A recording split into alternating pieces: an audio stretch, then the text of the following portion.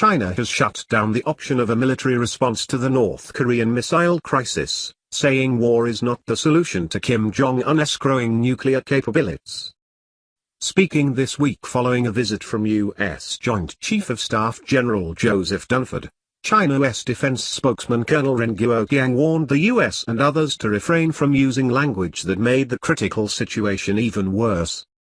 China stays committed to the goal of denuclearization, upholding peace and stability on the peninsula and resolving the issue through peaceful means of dialogue and negotiation, he said. It is our position that military means cannot be an option for resolving the issue.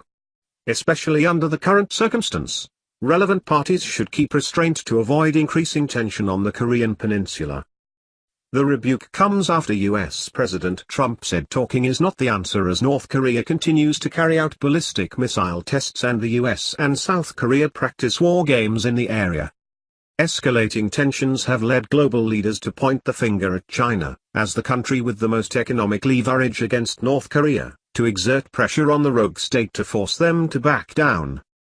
But Director of London's SO's China Institute, Professor Steve Tsang, said China won't budge from its apparent policy of containing North Korea as it wants to avoid a total collapse of the regime at all costs. Allowing Kim to be the nuisance that he is now is bad, but nowhere near the worst, Professor Tsang said about China's view of the situation unfolding on its border.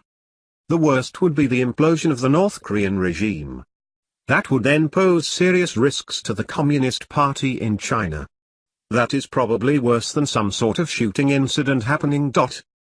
Professor Tsang said while Kim is a complete nuisance to the Chinese leader, Xi Jinping is walking a tightrope between appearing strong domestically and globally, while dealing with a rogue state that does not like being told what to do. China would like to project that they are the moderating force and they will be doing something behind the scenes. But the reality is the actual leverage they have on a working level is quite limited. Kim Jong Un is not keen to be bullied by the Chinese to do anything in particular. Kim Jong Un has never met Xi Jinping. You don't really have an effective direct channel at the top level, Professor Tsang said. Perhaps most critical for China are fears of what the collapse of North Korea could mean on the Korean Peninsula. Professor Tsang said an implosion could lead to a unification under South Korea and signal the Chinese government no longer has the will to do what it takes to crack down on dissidents.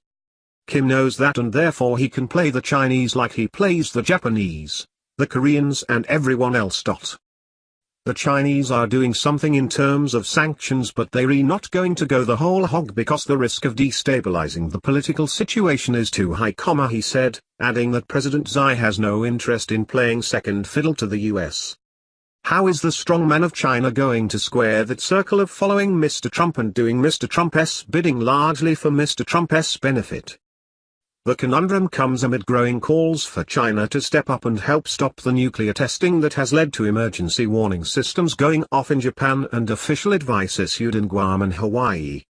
Australian Prime Minister Malcolm Turnbull pointed directly at China this week as the country with the greatest leverage and therefore the greatest responsibility on the issue.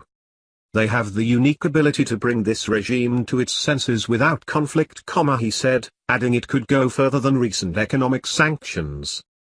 They could cut off their oil supply, for example. So China really has to step up now.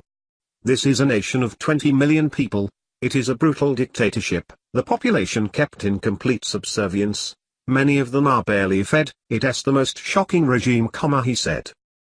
We're not suggesting that China is responsible for what North Korea is doing at all, but they do have the greatest leverage, and with the greatest leverage comes the greatest responsibility.